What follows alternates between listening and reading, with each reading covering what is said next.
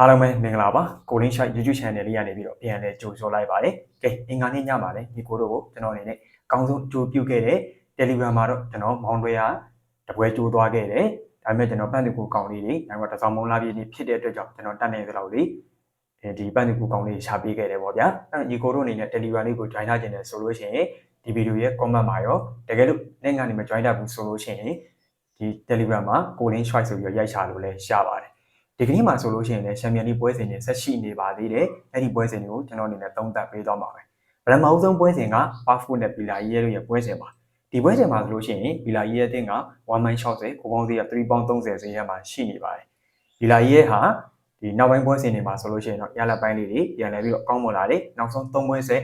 ကိုပြတ်တီကြီးအနိုင်ရရှိထားတယ်လို့ဘေကိုတွေလည်းမရှိထားဘူး။ဒါပေမဲ့ချန်ပီယံလိမှာဆိုလို့ရှိရင်တော့တပွဲတည်းနှစ်ပွဲရှုံးရလက်ထွက်ထားခဲ့တယ်။အိမ်မှာဂျူပင်တက်နဲ့တေကြတယ်စပါနဲ့မန်စီးတီးတို့ကိုရှုံးပွဲကြုံတွေ့ထားတာဖြစ်တယ်အဲ့ဒီမန်စီးတီးကိုချန်ပီယံလိမှာရှုံးပြီးတဲ့နောက်အဲ့၃ပွဲမှာဆိုလို့ရှိရင်ဇက်တက်ကိုရလက်တွေကောင်းထားတာဖြစ်တယ်ဒီလိုက်ရဲ့ထူးခြားချက်က၃ပွဲလောက်အဲ့လိုမျိုးရလက်တွေဇက်တက်ကောင်းပြီးရင်နောက်ပွဲစဉ်တွေမှာနည်းနည်းဖောက်တက်တဲ့နေတာတော့ရှိတယ်ဒါပေမဲ့လက်ရှိနေတာမှာဆိုလို့ရှိရင်တော့ဒီကြီးကနိုင်ငံမြင့်နေတယ်လို့ပြောရမှာဖြစ်ပါတယ်သူအနေနဲ့လည်းနိုင်ပွဲရယူဖို့လိုအပ်နေတယ်ပါဖိုးကတော့ဒီယာဒီမှဒီချန်ပီယံလိကိုတက်လာတဲ့ဆိုပေမဲ့အကောင်းဆုံးစွမ်းဆောင်ရည်လေးတွေတက်နိုင်တော့ပြထားတယ်လို့ပြောလို့ရတယ်နှစ်ပွဲတည်းတပွဲရှုံးရလက်ထွက်ထားတယ်အိမ်ဝက်မှာဘိုင်ယန်မြူးနစ်ကို 5-1 နဲ့ရှုံးထားတာဖြစ်တယ်ကမ်ဘက် MRD ဒီအိုလံပီယာကော့ချုပ်ကိုတေကစားထားခဲ့တယ်ပေါ့အဲ့တော့ဒီနေသားမှာကြည့်မယ်ဆိုလို့ချင်းပါဖို့ဟာရာခုတကူပဲရှိထားသေးတယ်တေးကိုတွေမြင်မာနေတယ်ဆိုပေမဲ့သူကအဓိကအဖြစ်ခံစစ်ကိုကစားတဲ့အတင်းမရှုံးအောင်ကစားတဲ့အတင်းဖြစ်တယ်အဲ့ဒီအတွက်ကြောင့်လည်းသူကတိုက်စစ်ကအားနေနေတာအဲ့တော့ဒီနေသားမှာကြည့်မယ်ဆိုလို့ချင်းတော့ပါဖို့အနေနဲ့လည်းပီလာရဲ့ကိုကောင်းကောင်းခံကစားနိုင်အောင်မယ်လို့ကျွန်တော်ကယူဆထားတယ်ကျွန်တော်တို့တွေ powerful body နဲ့တူကိုအောက်ကိုစယူမယ်ဆိုလို့ရှိရင်တော့အရှုံးမရှိနိုင်ဘူးလို့ယူဆပါတယ်နောက်တစ်ပွဲကတော့ quarter back တင်းနဲ့ Chelsea တို့ရဲ့ပွဲစဉ်ပါဒီပွဲစဉ်မှာဆိုလို့ရှိရင် Chelsea တင်းက 1.80 ကိုပေါင်းသေးရ 3.30 ဈေးတက်မှာရှိနေပါတယ်လက်ရှိချိန်နေသားမှာကြည့်မယ်ဆိုလို့ရှိရင်လည်းဒီ quarter back ကလည်းအရင်ကြီးဆိုးဝါးနေတာမဟုတ်ဘူးဒီနှစ်တင်းလုံးကနှစ်ပွဲနိုင်တစ်ပွဲရှုံးရလက်တွေထွက်ထားတဲ့ quarter back ကရာကို6ကိုဘေကို5ကို Chelsea ကရာကို9ကိုဘေကို4ကိုရှိထားတယ်ကွာလာဘက်ဟာဒီချန်ပီယံလိကိုဒီ qualification အဆင့်ကနေတက်လာတဲ့ဆိုပေမဲ့ဒီမှာတော့အကောင်းဆုံးခြေစွမ်းပြနေတယ်လို့ပြောလို့ရတယ်လက်ရှိဒီနေသားမှာကြည့်မယ်ဆိုလို့ရှိရင်လည်းရန်ကြီးဆိုးဝါးနေတဲ့အသင်းဖို့ကိုအဓိကအဖြစ်အိမ်ဝင်းဆိုလို့ရှိရင်တော့တွင်ကိုးလေးတွေလည်းရတတ်တဲ့အသင်းတစ်သင်းဖြစ်ပါတယ်နောက်လည်းကြည့်မယ်ဆိုလို့ရှိရင် Chelsea ကလည်းနောက်ဆုံး9ပွဲမှာဆန်ဒါလန်တစ်သင်းတည်းကိုပဲရှုံးနေထားခဲ့တာဖြစ်တယ်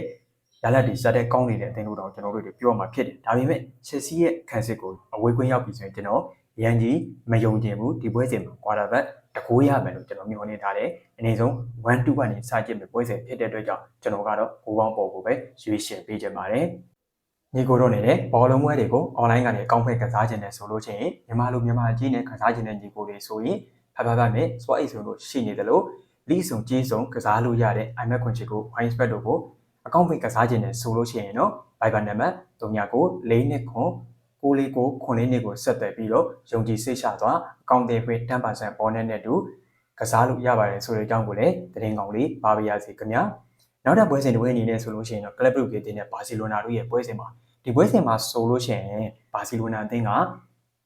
1.50 ကိုပေါင်းသေးမှာဆိုရင်တော့လေးလုံးပေါင်း80ဈေးတက်မှာရှိနေပါတယ်ဘာစီလိုနာဟာအဓိကကစားသမားတွေပြန်မလာသေးတဲ့အတွက်ကြောင့်လက်ရှိမှာဆိုလို့ရှိရင်တော့လမိုင်းရမယ် Redford တို့ကိုပဲအဓိကအားကိုးပြီးကစားနေရတယ်အဲ့လိုမျိုးအဓိကကစားသမားတွေပြန်မလာနိုင်သေးတဲ့အတွက်ကြောင့်လည်းဘာစီလိုနာရဲ့ဒီနောက်ပိုင်းရလက်တွေကမတည်မငြိမ်ဖြစ်နေတယ်ဘာဖြစ်လို့အဲ့လိုပြောရတယ်လဲဆိုတော့နောက်ဆုံး6ပွဲမှာ3ပွဲနိုင်3ပွဲရှုံးရလက်ထွက်ထားတယ်အဓိကအဖြစ်ခံစစ်ပိုင်းကိုပြောမှာဖြစ်ပြီးတော့ခံစစ်ပိုင်းဟာနောက်ဆုံး10ပွဲဆက်တွင်းကိုတွေခွင့်ပြုထားရပါတယ်အဲ့တော့ဒီလိုနေထားမျိုးမှာအိမ်ဝင်းမှာအကောင်းမွန်ဆုံးကစားတတ်တဲ့ Club Brugge ကိုတကိုးပေးရမယ်လို့ကျွန်တော်ကတော့ထင်တယ်ဘာဖြစ်လို့လဲဆိုရင် Club Brugge ကလက်ရှိမှာ3ပွဲကစားထားတယ်တပွဲနဲ့2ပွဲရှုံးဆိုပြီးအဲ့ဒီရှုံးထားတဲ့2ပွဲဟာအဝေးကွင်းနေမှာဖြစ်တယ်ဘိုင်ယန်ကို 4-0 နဲ့ရှုံးတယ်အတလန်တာကို 2-1 နဲ့ရှုံးနေထားခဲ့တာနိုင်ထားတဲ့တပွဲကအိမ်ဝင်းဖြစ်နေတယ်မိုနာကိုတင်းကို 4-1 ဆိုတဲ့ရလဒ်နဲ့အနိုင်ရရှိထားခဲ့တာပါဒါကိုကြည့်မယ်ဆိုလို့ရှိရင် Club Brugge ကတေးကြတယ်ဘာစီလိုနာကိုတကိုးသွင်းမယ်ဆိုတာကိုကျွန်တော်ကတော့အဲ့လိုမျိုးထင်မြင်မိတယ်အဲ့ဒါကြလို့ရှိရင်ဘာစီလိုနာအနေဆုံး3ဂိုးပြန်သွင်းရတော့မှာပါကြည့်အောင်ဖို့အတွက်ဆိုလို့ရှိရင်အဲ့တော့ကျွန်တော်တို့ဒီပွဲစဉ်မှာလည်း Club Brugge တကူမျောလင့်ထားတဲ့အတွက်ကြောင့်ကိုပေါင်းပေါ်ကိုရင်းနှီးရွေးချယ်ပေးခြင်းနဲ့နောက်ပြီးတော့ Club Brugge ရှုံးမယ်ဆိုရင်တော့မှ2ဂိုးပြတ်ပြီးမရှုံးနိုင်ဘူးလို့ယူဆထားတဲ့အတွက်ကြောင့်ဒီပွဲစဉ်မှာလည်းကျွန်တော် Club Brugge body ကိုပဲထပ်ပြီးတော့ရွေးချယ်ပေးခြင်းပါတယ် နောက်တစ်ပွဲကအင်တာမီလန်အသင်းနဲ့ကန်ရက်အင်မာတီတို့ရဲ့ပွဲစဉ်မှာဒီပွဲစဉ်မှာအင်တာမီလန်အသင်းက3.40ကိုပေါင်းစရာ၄လုံးနှုတ်20ဈေးတက်မှာရှိနေပါတယ်အဲ့တော့အင်တာမီလန်ဟာချန်ပီယံလိဒီလိုမျိုးလိဖေ့စ်ကစားပြီးဆိုလို့ချင်းအဓိကအဖြစ်ခံစစ်ကိုတည်တည်ပြင်ဆင်ပြီးကစားလေးရှိတယ်ပြီးခဲ့တဲ့ယာတီကလည်းအဲ့ဒီပုံစံတိုင်းကစားနေတာပါကျွန်တော်ဒါကိုသတိထားမိတယ်အဲ့ဒါကြောင့်ဒီယာတီမှာလည်း၃ပွဲကစားထားတယ်၃ပွဲတလုံးအနိုင်ရာကောကိုပေးကိုတကူမှမရှိသေးဘူးအဲ့တော့ကန်ရက်အင်မာတီကတော့ကျွန်တော်တို့ထွေထူးပြောစရာလိုမှမထင်ပါဘူးအသင်းသေးလေးတစ်သင်းဖြစ်တယ်လို့ဒီလက်ရှိနေတာမှာလည်းဒီအသင်းကြီးတွေကိုစက်တက်ရှုံးနေထားတယ်၃ပွဲမှာပါဖိုနဲ့စီစီတည်ကြတဲ့ပွဲစဉ်ကလည်းတို့ကျန်တဲ့နှစ်ပွဲကိုပြက်တွေကြီးပဲရှုံးနေထားတယ်ဒါကိုတကူပေးကိုရှိတာတယ်အဲ့တော့ဒီနေထားမှာလက်ရှိမှာဆိုလို့ရှိရင်အင်တာမီလန်အကောင်းဆုံးခြေစွမ်းပြနေတဲ့အသင်းဖြစ်တဲ့အတွက်ကြောင့်ကန်ရက်အင်မာတီဘယ်လိုမှရှင်ပြီးကစားနိုင်ဖို့မရှိဘူးအဲ့တော့အင်တာမီလန်ဘယ်နှကိုပြမလဲဆိုတာကိုပဲကျွန်တော်တို့တွေစောင့်ကြည့်ရမယ့်ပွဲစဉ်ပဲဖြစ်ပါတယ်နောက်တစ်ပွဲကမန်စီးတီးတင်းနဲ့ဒေါ်မိုတို့ရဲ့ပွဲစဉ်မှာဒီပွဲစဉ်မှာဆိုလို့ရှိရင်မန်စီးတီးတင်းက1.60ကိုပေါင်းစရာ3.60ဈေးတက်မှာရှိနေပါတယ်လက်ရှိမှာကြည့်မယ်ဆိုလို့ရှိရင်တော့နှစ်သင်းလုံးရဲ့ရှည်စွမ်းတွေကအကောင်းဆုံးဒေတာမှာရှိနေတယ်လို့ပြောလို့ရတယ်မန်စီးတီးဆိုရင်လည်းနှစ်ပွဲနိုင်တစ်ပွဲတည်ပြကို6ကိုပေးဖို့2ကိုဒေါ်မိုကချန်ပီယံလိမှာထူးထူးခြားခြားပဲတိုက်စစ်ပိုင်းကလောကကိုထက်ထက်မြက်မြက်ရှိနေတယ်လို့ခံစစ်ပိုင်းကလည်းပွဲစဉ်ကိုဂိုးတွေပေးထားရတယ်သုံးပွဲကစားထားတယ်နှစ်ပွဲနိုင်တစ်ပွဲတည်ရကို12ကိုပေးဖို့9ကိုရှိနေတယ်ဒီဂျူဗင်တက်နဲ့4-4တည်ကြတယ်ဒီပါကို4-1နဲ့နိုင်တယ်ကိုပင်ဟေဂင်ကို4-2ဆိုတဲ့ရလဒ်တွေနဲ့အနိုင်ရရှိထားခဲ့အဲ့တော့ဒေါ်မိုရဲ့နောက်ပိုင်းပွဲစဉ်တွေမှာကြည့်မယ်ဆိုလို့ချင်းဂိုးတွေလည်းတွေ့နေဂိုးတွေလည်းပေးနေရတယ်ဆိုတဲ့အနေထားမှာပဲရှိနေပါအဲ့တော့ဒီပွဲစဉ်မှာလည်းဒေါ်မိုအဲ့ဒီပုံစံတိုင်းလာဖို့ရှိနေတယ်ဒါပေမဲ့မန်စီးတီးကအိမ်ဝင်းဆိုလို့ချင်းအကောင်းဆုံးကစားတတ်တဲ့အသင်းပါသူနှစ်ပွဲနိုင်တစ်ပွဲတည်အဲ့ဒီနိုင်ထားတဲ့နှစ်ပွဲလုံးမှာပေးဖို့တွေမရှိထားဘူးအိမ်ဝင်းမှာနာပိုလီတင်းကို2-0နဲ့နိုင်တယ်ဒီဘီလာရီရဲ့တင်းကို2-0နဲ့အနိုင်ရရှိထားခဲ့တာပါအဲ့တော့အဲ့ဒီနိုင်တဲ့ပွဲစဉ်တွေမှာကြည့်မယ်ဆိုရင်သူကပေးဖို့တွေမရှိထားဘူးအဝေးပွဲစဉ်ပြတဲ့မိုနာကိုနဲ့ပွဲစဉ်မှာတော့တူတီကြာထားခဲ့တယ်နောက်ပိုင်းပွဲစဉ်တွေမှာမှန်နေမန်စီးတီးကနောက်ဆုံး3ပွဲစဉ်သွင်းကိုတွေခွင့်ပြုခဲ့ရတယ်ဆိုပေမဲ့အိမ်ဝင်းပွဲစဉ်တွေမှာဆိုရင်မန်စီးတီးကသွင်းကိုခွင့်ပြုရအတော်ကိုနည်းပါပါတယ်အဲ့တော့ဒီပွဲစဉ်မှာဒေါမွန်တို့အနေနဲ့လည်းအရင်ကြီးဖွင့်ကစားလာပါမလားဆိုတာစဉ်းစားစရာအချက်တစ်ချက်ရှိနေတယ်အဲ့တော့ဒေါမွန်အရင်ကြီးမဖွင့်တော့ဘူးလို့ယူဆတယ်မန်စီးတီးလည်းထိန်းကစားရမယ်နေတာပါဘာဖြစ်လို့လဲဆိုတော့တစ်ချက်မှားသွားရင်ဒေါမွန်ရဲ့တိုက်စစ်ကဂိုးတကိုရသွားနိုင်တဲ့အတွက်ကြောင့်မန်စီးတီးထိန်းကစားလာလိမ့်မယ်အဲ့တော့မန်စီးတီးနိုင်တဲ့တကိုးပဲလို့ယူဆလိုက်3.60ဒီဈေးတန်းကိုကျွန်တော်ဂိုးအောက်ကိုပဲရွေးချယ်ပေးခြင်းနဲ့အများဆုံးရောက်မှာ3လုံးလို့ပဲကျွန်တော်ကတော့ယူဆပါတယ်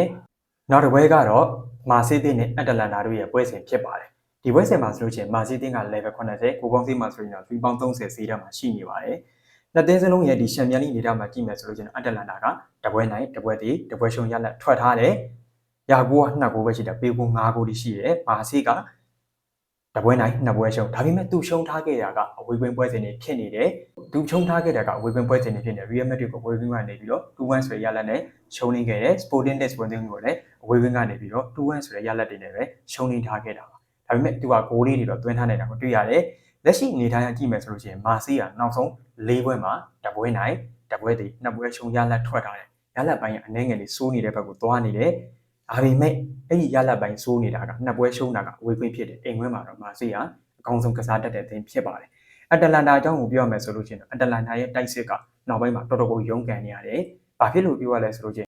နောက်ဆုံး6ပွဲမှာအက်တလန်တာနောက်နိုင်ပွဲတစ်ပွဲမှာမရှိကြဘူး9ပွဲတည်တပွဲရှုံရလက်ထွက်ထားတယ်အဲ့ဒီပွဲစဉ်တွေမှာလည်းရလိုက်တဲ့တကူပေးရင်တကူအဲ့လိုမျိုးပုံစံကြီးဖြစ်နေတာတိုက်စစ်ပိုင်းကလူပြန်ဆုံးနေပြီဖြစ်ပြီးတော်တော်ကိုရုန်းကန်နေရတယ်အဲ့တော့ဒီနေထားတိုင်းအက်တလန်တာတို့ဆက်သွားနေပါမလားဒီပွဲစဉ်အက်တလန်တာတို့ဂိုးလေးတကူတော့ရအောင်သွင်းသိမ့်တယ်လို့ယူဆတယ်နောက်ပြီးတော့မာဆေးကအိမ်ဝင်းမှာအကောင်းဆုံးကစားတတ်တဲ့တင်ဖြစ်တဲ့အတွက်ကြောင့်မာဆေးတို့အိမ်ဝင်းမှာတော့နိုင်ဆုံးတကူနဲ့တော့ကတ်နိုင်မယ်ဗျာကျွန်တော်2-1တစ်ပေါက်ဒီမှန်းထားတယ်မာဆေးပေါ်ဒီနဲ့တူကိုပေါင်းပုံကိုရွေးချယ်ပေးချင်ပါတယ်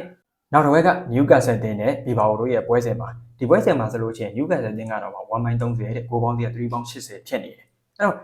ဒီဟာဒီမှာနျူကာဆယ်ကအိမ်ဝင်းဆိုလို့ရှိရင်တော့ကောင်းတယ်အဝေးဝင်းဆိုလို့ရှိရင်နျူကာဆယ်ကမကောင်းပါဘူးဒါကိုပြီးခဲ့တဲ့ပွဲစဉ်ကျွန်တော်ဝမ်ဟန်နဲ့ပွဲမှာတော့ပြောခဲ့တယ်နျူကာဆယ်ကအဝေးဝင်းဆိုလို့ရှိရင်တိုက်စစ်ကရုန်းကန်ရတယ်ခံစစ်ကလည်းကိုရီဒလက်ဆက်ခွင့်ပြုရတယ်လို့ပြောခဲ့တယ်ဒီချန်ပီယံလိမှာကြည့်မယ်ဆိုလို့ရှိရင်တော့သူ့အနေနဲ့အဖွင့်ပွဲစဉ်မှာဘာစီလိုနာကို2-1နဲ့ရှုံးနေခဲ့တဲ့ပွဲစဉ်ကလွဲလို့နောက်ဆုံး2ပွဲကိုဂိုးပြတ်တွေကြီးပဲအနိုင်ရရှိထားခဲ့တာအဲ့တော့ပြီးခဲ့တဲ့ပွဲစဉ်မှာဆိုရင်ဘယ်ဖီကာတို့အသင်းကိုအိမ်ဝင်းမှာ3-0ဆိုတဲ့ရလဒ်နဲ့အနိုင်ရရှိထားခဲ့တယ်ဒါကိုကြည့်မယ်ဆိုလို့ချင်းနျူကာဆယ်ကအိမ်ဝင်းမှာတကယ်ကိုကောင်းတဲ့အသင်းဖြစ်တယ်ဘီဘာဟိုကတော့ဒီ ဒီတိုက်စစ်ကအီနာဂီဝီလီယံမပါတာကလွဲရကျန်တဲ့ဒီနီကိုဝီလီယံတို့ရှိနေတယ်ဆက်ဆက်တို့ဘယ်လာရန်ဂါတို့လည်းရှိနေတယ်ဒါကိုဒီဘီဘာဝီရဲ့တိုက်စစ်ကမငြိမ်ဘူးဖြစ်နေတယ်လက်ရှိမှာရလက်ပိုင်းနေတယ်လုံးဝကိုမငြိမ်မသက်ဖြစ်နေတယ်အဲ့တော့အင်ကွင်းကောင်းမွန်လာတဲ့နျူကာဆယ်ကိုဒီ